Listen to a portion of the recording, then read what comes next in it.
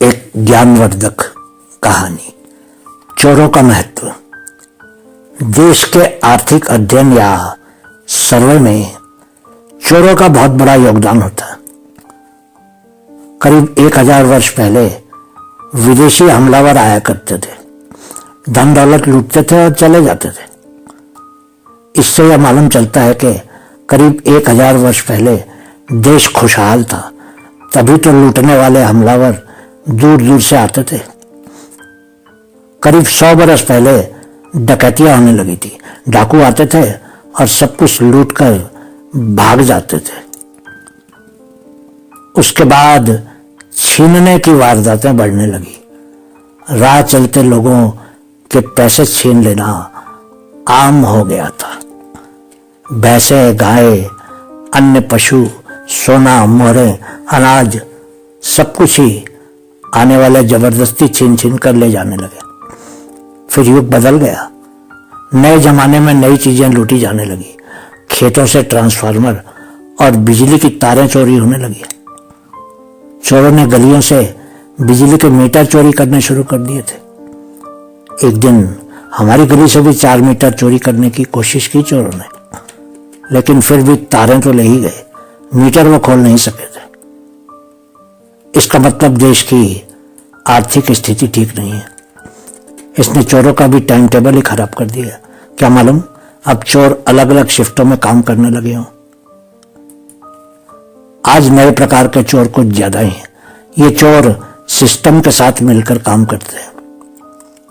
इनके संबंध ठेकेदारों, बड़ी बड़ी कंपनियों और बड़े बड़े नेताओं से होते हैं।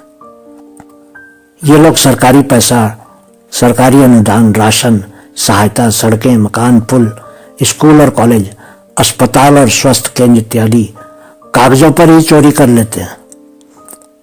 उद्घाटन तो हो जाते हैं, पर माल चोरों के पास पहुंच गया होता है और कागजों पर दिखाया जाता है कि देश विकास कर रहा है।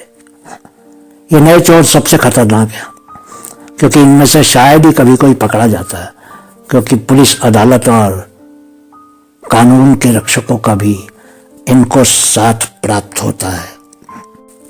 ऐसे चोर हजारों टन अनाज सरकारी गोदामों से चुरा लेते हैं और फिर सामान की कमी को बारिश, बाढ़ और कभी कभी चूहों के सर पर डाल देते हैं।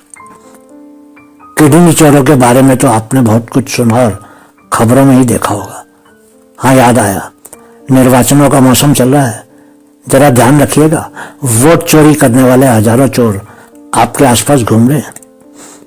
सबसे अफसोस की बात है कि चोरों ने करोड़ों बच्चों का बचपन तक चुरा लिया है, क्योंकि उनकी मुफ्त पढ़ाई के पैसे चोरों के पेट में जाते हैं और बच्चे स्कूलों में जाकर सरकारी राशन से पका दाल चावल या कभी सिर्फ नमक रोटी वाला खाना खाकर खुश रहते हैं। अब तो आप समझ ही गए होंगे कि देश की अर्थव्यवस्था को सुधारने या बिगाड़ने में चोरों का कितना बड़ा हाथ होता है।